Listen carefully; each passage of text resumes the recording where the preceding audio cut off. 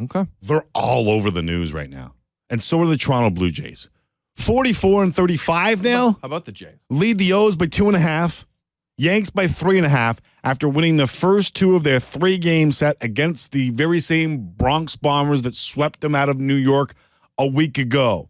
They've done it without Jose Bautista. They've done it without Brett Lawrie. They've done it with a rookie on the bump, and they did it with Mark Burley on the bump while blowing a 6-run lead. But I'm conflicted. Is it a character win, or is it a 6-0 lead that you need to close out? The man to go to is Jerry Howarth, who will be calling the game on the radio side, joining us live from Rogers Center, where the series wraps up tonight. Jerry, how you doing? Very good, thank you. Thanks for having me on. Of course. All right. Sticking with what Tim McAuliffe just said, are you feel good about that last night in hindsight, or are there some question marks in your eyes? Oh, no, you have to feel good about what happened last night because it would have been a crusher without, to use Pat Tabler's phrase, and Pat just left here, and we both agreed, and Joe Siddle as well. That would have been devastating to be up 6-0 against the Yanks, let that game slip away. But to win it, no, things are right there where they should be. A 2.5-game lead on Baltimore, 3.5 up on the Yanks. And remember, there's a lot more parity this year in baseball, and especially in the Eastern Division. So right now the Blue Jays are doing well, and I'm sure Alex Anthopoulos is on the phones trying to make this team even better. But he's got the first opportunity to get to the playoffs realistically since 1993, and that's a good sign.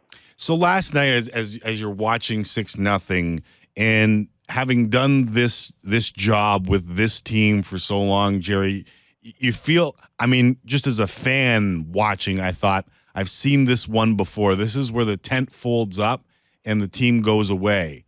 Is that why you take this as a character win from last night, because the tent didn't get folded up? Well, remember what happened Friday in Cincinnati. They were down 8-0 after 2, so that's your barometer of what this team can do as well. So I wouldn't look at it yesterday as what can happen now. But no, they've already gone through that, and they survived. That's not once but twice. Sorry, they didn't lose 8-0? I stopped watching. Yeah. They won that game, Jerry? That's crazy. Well, that's a testament to this team and what they're all about, too. So Mark Burley pitched a great game. He deserved a little bit better as far as the decision, but remember, every team goes through this. The Blue Jays are not the only team that has a bump in the road, but the Blue Jays are the only team leading the American League East right now, and that's the good sign. I think the Blue Jays starting pitchers lead the American League in decisions won, and that's something they have not done for years and years. And remember, when Colby Rasmus was hurt for 33 games, the Blue Jays went 22-11, and now they don't have Brett Lawrie. Jose Bautista's missed a couple games. They've gone 2-0 in those games. That's a mark of resiliency and a lot of pluses and reserves coming up from Buffalo to do their jobs as well. Jerry Howarth here on Tim and Sid. Jays and Yankees tonight wrap up a 3-game series. How annoyed do you think Mark Burley is with this I can't beat the Yankees stuff? Like, personally. Not at all. Mark is a pro. Mark is one of the best Blue Jays on and off the field I've ever met in 33 years. It's all about team. It's not about him. He goes out there and pitches to the best of his abilities, and those have been outstanding. He's never been on the DL. This is his 14th season where he's got a chance to equal 200 innings, fewer than 61 walks. Only Cy Young has done that, and he did it 13 seasons. So, no, Mark would be the first one to celebrate last night in that clubhouse and from the bench as well, saying, I did my job to try to keep the team in there. That's all I can do. Yes, I only have one win against the Yankees, but guess what? This year we have 3.5 games more on the Yankees than we've had in the past, so that's how he looks at it. 3 more errors by the Jays. There's been some sloppiness defensively over the last couple of weeks. After a great start, mind you, defensively. How do you nip something like that in the butt? You don't. You just keep playing to your abilities, and the Blue Jays have led the American League in fielding percentage for the better part of the year. Again, there are 15 teams. This happens. The Yankees could say the same thing yesterday. Their Hall of Fame shortstop had a couple of mental mistakes. It led to 3 extra runs, and the Blue Jays won by 1. So, no, you don't just isolate on your team, so to speak, and say, oh, what's wrong? It happens to everybody in baseball. Then the question is, does it happen fewer times than other teams? And the answer is definitely yes.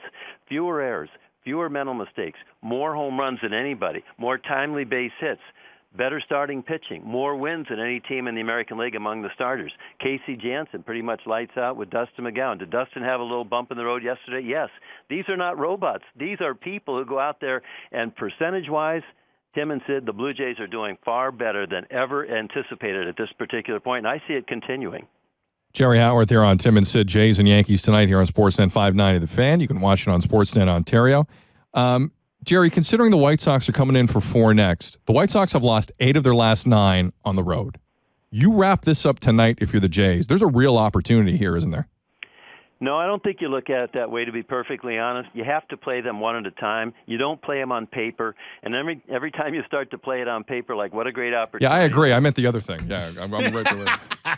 I'm like, well, you can't look ahead. Just idiots do that. You try to do the best you can to win this game here tonight. And then the White Sox are going to be just as difficult as the New York Yankees, regardless of their record. It depends on the starting pitcher they put out there, how timely their hits are that day, how few errors they make. It's just what we're talking about here about the game yesterday that the Blue Jays won. Every game is a battle, and especially for a team that hasn't been to the playoffs in 21 years. So, no, don't look ahead. It's today's game. It's an old cliche, but it's really true for this team trying to do something they haven't done since '93, and they're best positioned to do that now. Any updates on the injured Jays, most notably Jose Bautista and/or Eddie Encarnacion? No, I haven't been to the clubhouse yet. It doesn't open until 3:30, but I'm going to assume Edwin's okay. I don't think they would have let him finish the game yesterday. Now, if he woke up this morning and there were some residual effects and a headache or whatever, haven't been down there to assess that. We'll find out with John Gibbons at 4 o'clock.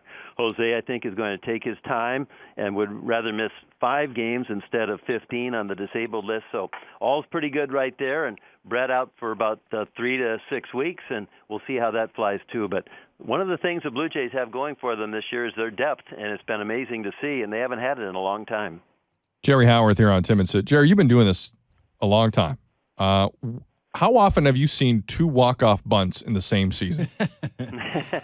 Not too many, and it was kind of nice to see Melky do that. And as we said afterwards, here's someone with 98 hits, second most in the major leagues, and he makes a perfect bunt down along third. And when you do that, good things can happen. And even with a good throw, Reyes comes to third, and the Blue Jays have shots there with Lind and Edwin to get that winning run home from third base. But that's part of your team play as well. These are some of the most unselfish players that I've seen in a long time, and that's a very good connected clubhouse. And chemistry does produce. Winning produces chemistry, and the Blue Jays have that here. But when you see that, and Melky, remember, with a 20-game hitting streak against the Yankees, he could have gone up there and just swung and selfishly tried to get a big hit to win it. But this is an unselfish team, and it was nice to see. Jerry Howarth joining us here on Tim and Sid. You mentioned that chemistry, and I want to rewind just one batter to Jose Reyes and the double that he hit. He had struggled in the game, at least defensively, a little bit. He had dipped under 250 for a flash in the game with his batting average. His on base, not much better.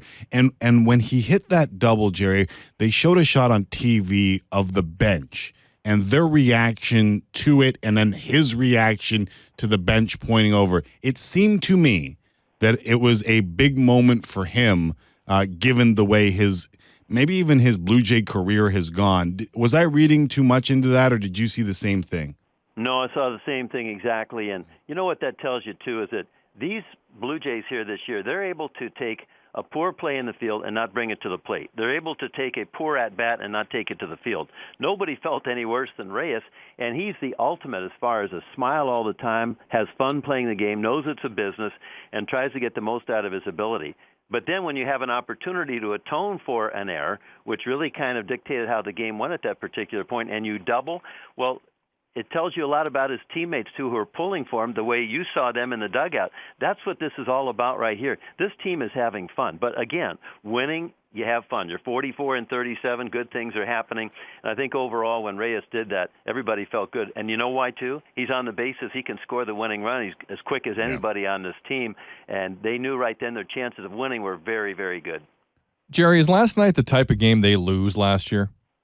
I think so. I really do. And I think the disheartening part last year was games that got away, games that you were ahead, and then they couldn't hold it, even with a pretty good bullpen. Starting pitching, oftentimes last year those games were over after 5 innings.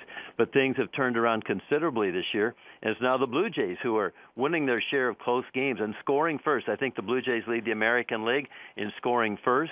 And I think they're second in the major leagues to, I think, the Cardinals. Those things now are a byproduct of Reyes at the top of the order, Melky healthy. It's amazing what you can do without a tumor on your spine. And then Jose Bautista, Edwin Encarnacion enjoying big years. Colby Rasmus gets off to a slow start, now has picked it up.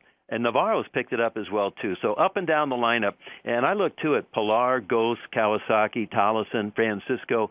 you don't have players from AAA come up and all contribute the way these players have, even with their lowlights, and we talk about that factually as well. But bottom line, percentage-wise, they have been outstanding, and the Blue Jays wouldn't be where they are without those Buffalo Bisons. Great response after winning 4-15. They get the first 2 of the 3-game set. Now go looking for their first home sweep of the Yankees in 3 games or more in almost 14 years. It's Kuroda. It's Hutchison. We play a game called Super Stat or Meaningless Number, Jerry, on this show. I'm going to give you a super stat or a meaningless number. You make the call. Drew Hutchison on the road. 4-2 with a 2.23 ERA and 10 starts. At Rogers Center, 1-3 with an 8.72 ERA and 5 starts. Super stat, meaningless number. I would say super stat, and I think the only reason that now has to become a meaningless number is for Drew to come out and pitch well at home. Now, those numbers are completely exaggerated for a very good young pitcher who's able to get people out, but for some reason here can't do it. So it becomes a super stat until you perform better at home and then let the road record take care of itself. And I'm sure Drew here tonight, for whatever reason, don't know if he'll make some adjustments, try to do something different, but he knows he hasn't pitched well here, and opponents have hit well over 300 against him. So I would say super stat until it's contradicted. Jerry, just a pet peeve with me as I go through social media and we approach the July 31st non-waiver trade deadline. If I read another tweet of where the Jays had scouts, I'm going to lose my mind. If I hear there were 2 guys at Tampa again, I don't care. Listen, the Jays have scouts everywhere. They should. They should. Yeah. They better.